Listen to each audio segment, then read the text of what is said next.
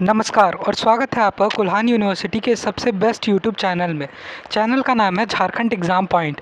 तो आज के इस वीडियो में हम डिस्कस करने वाले हैं कुल्हान यूनिवर्सिटी के इकोनॉमिक्स के सिलेबस को। पहले हम मेजर इकोनॉमिक्स का सिलेबस देखेंगे, उसके बाद हम माइनर इकोनॉमिक्स का सिलेबस देखेंगे। एक बात मैं आपको बता दूं कि मैं न्यू सिलेबस बताने वाला हूं जो कि 2025 से लागू होगा। तो इसमें जो दोनों सिलेबस बताऊंगा मेजर और माइनर का, वो न्यू सिलेबस पे बेस्ड होगा। तो आइए देखते हैं मेजर 1 का सिलेबस। तो ये रहा सेमेस्टर 1 फॉर सेशन 2025-2026। अब इसमें ज़रा क्वेश्चन पैटर्न की बात कर ले तो आपका जो क्वेश्चन नंबर 1 एग्ज़ाम में आएगा उसमें आपको मिलेगा ऑब्जेक्टिव क्वेश्चन जो कि होगा 5 पीस। फिर क्वेश्चन नंबर 2 में जो आपको मिलेगा वो मिलेगा शॉर्ट आंसर क्वेश्चन जो कि 5 मार्क्स का होगा, यानी 10 मार्क्स यहाँ पे हो गए, 10 मार्क्स के 2 क्वेश्चन। और उसके बाद आपको ग्रुप सी मिलेगा जिसमें आपका 15 मार्क्स वाला क्वेश्चन होगा। अब आइए सिलेबस की बात कर ले तो सिलेबस का पहला यूनिट है जिसका नाम है introduction to principle of economics. इसमें हमें पढ़ना है how people make decision. Basically इसमें हमें पढ़ना है कॉन्सेप्ट ऑफ ट्रेड पढ़ना है, अपॉर्चुनिटी कॉस्ट पढ़ना है, रैशनैलिटी पढ़ना है और थिंकिंग एट मार्जिन्स पढ़ना है। उसके साथ साथ हमें फिर से पढ़ना है कॉन्सेप्ट ऑफ ट्रेड्स और उसका एडवांटेज, मार्केट और रोल ऑफ गवर्नमेंट भी पढ़ना है। अगर बात करूं तो how the economic work as whole में हमें पढ़ना है PCC, standard of living, money supply and inflammation and unemployment. उसके बाद 1.4 में हमें पढ़ना है problems and application of principle of economics. वहीं मैं बात करूं कि यूनिट 2 में हमें क्या क्या पढ़ना है, तो यूनिट 2 में हमें पढ़ना है मार्केट और कंपटीशन। क्या पढ़ना है? मार्केट और कंपटीशन। साथ में हमें पढ़ना है definition of demand, individual and market demand, shift in demand, abnormality in demand, price relationship. Basically demand से जितने भी कॉन्सेप्ट है जैसे shift in demand, abnormality in demand या फिर मार्केट डिमांड, ये सब। और साथ ही साथ हमें सप्लाई भी पढ़ना है, सप्लाई का भी सेम चीज़ पढ़ना है जो कि डिमांड का पढ़ना था। Individual and market supply, shift in supply, abnormality and in supply price and relationship. फिर हमें पढ़ना है equilibrium between demand and supply. अब ये जो क्वेश्चन है equilibrium between demand and supply, ये काफ़ी इंपॉर्टेंट है। साथ ही हमें elasticity of demand and supply भी पढ़ना है।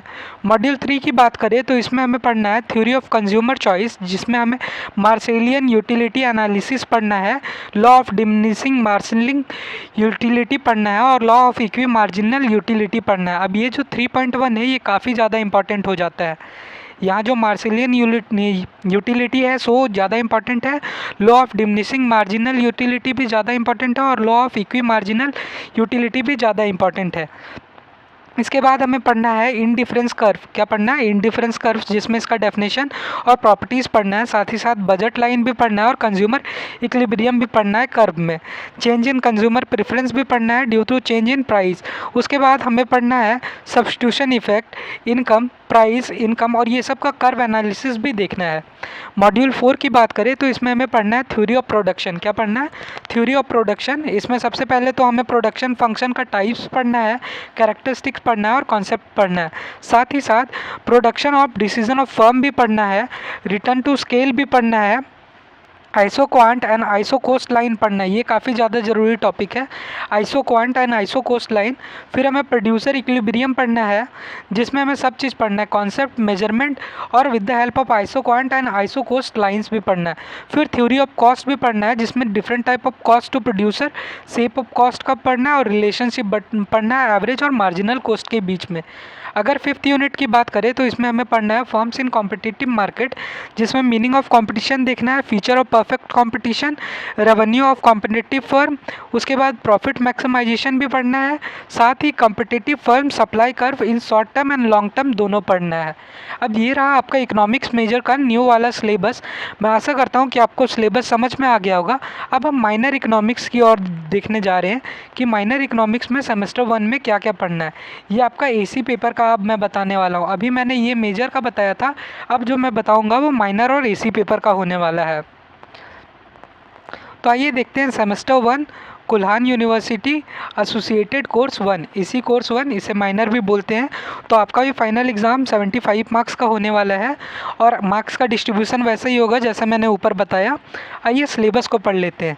तो इस बार जो हम लोग को सिलेबस में पढ़ना है ना, वो हम लोग को पढ़ना है मैक्रो इकोनॉमिक्स। क्या पढ़ना है? Macro economics.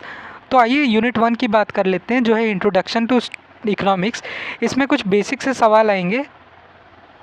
इसमें कुछ एकदम बेसिक से सवाल आएंगे, जैसे वाई वी स्टडी इकोनॉमिक्स, हम लोग इकोनॉमिक्स क्यों पढ़ते हैं, problem of scarcity and choice, फिर हमें प्रॉब्लम ऑफ स्कार्सिटी और चॉइस का देखना है, फिर स्कोप मेथड ऑफ इकोनॉमिक्स देखना है, उसके बाद अपॉर्चुनिटी कॉस्ट देखना है, और शॉर्ट में डिमांड सप्लाई और मार्केट इक्विलिब्रियम को पढ़ना है, elasticity of demand and supply भी पढ़ना है, एप्लीकेशन ऑफ इलास्टिसिटी भी पढ़ना है। वहीं मैं बात करूँ यूनिट 2 की, तो यूनिट 2 होने वाला है आपका माइक्रो इकोनॉमिक्स, जिसमें आपको सबसे पहले पढ़ना है कार्डिनल एंड ऑर्डिनल यूटिलिटी, उसके बाद आपको पढ़ना है कंज्यूमर इक्विलिब्रियम, फिर कंज्यूमर सर्पल्स। सबसे पहले क्या पढ़ने बताया मैंने आपको, कार्डिनल और ऑर्डिनल यूटिलिटी पढ़ना है, फिर आपको कंज्यूमर इक्विलिब्रियम पढ़ना है, फिर आपको कंज्यूमर सर्पल्स पढ़ना है। उसके बाद पढ़ना है हमें analysis of production, behaviour of profit maximisation, और शॉर्ट टर्म कॉस्ट भी पढ़ना है और लॉन्ग टर्म कॉस्ट भी पढ़ना है। साथ ही साथ अगर मैं बात करूँ तो आउटपुट डिसीजन पढ़ना है, जिसमें आपको लॉन्ग रन कॉस्ट और आउटपुट डिसीजन के बारे में पढ़ना है। फिर परफेक्ट मार्केट और इनपरफेक्ट मार्केट में इसका क्या असर होगा उसे पढ़ना है। फिर मॉड्यूल 3 की बात करूँ तो इसमें प्रिंसिपल ऑफ मैक्रो इकोनॉमिक्स पढ़ना है, जिसमें सबसे पहले तो हमें मेजरिंग नेशनल आउटपुट और नेशनल इनकम के बारे में पढ़ना है, फिर इन्फ्लेशन, अनएम्प्लॉयमेंट और बिजनेस साइकिल के बारे में पढ़ना है, फिर रोल ऑफ मनी पढ़ना है और सेंट्रल बैंक का फंक्शन पढ़ना है। वहीं यूनिट 4 की बात करूँ तो इसमें हमें इंटरनेशनल ट्रेड पढ़ना है, जिसमें trade as a engine of growth के बारे में पढ़ना है। उसके बाद absolute and comparative advantage of trade पढ़ना है, फिर गेन फ्रॉम ट्रेड पढ़ना है, फेयर ट्रेड वर्सेस प्रोटेक्शनिज्म के बारे में पढ़ना है। अब इसमें ये जो है ट्रेड एज अ इंजन, ये क्वेश्चन पक्का आपको एग्जाम में देखने को मिलेगा, ये काफ़ी ज़्यादा इंपॉर्टेंट टॉपिक है, trade as a engine. Thank you so much यहाँ तक वीडियो देखने के लिए। मैं आशा करता हूँ आपको सिलेबस समझ में आया होगा।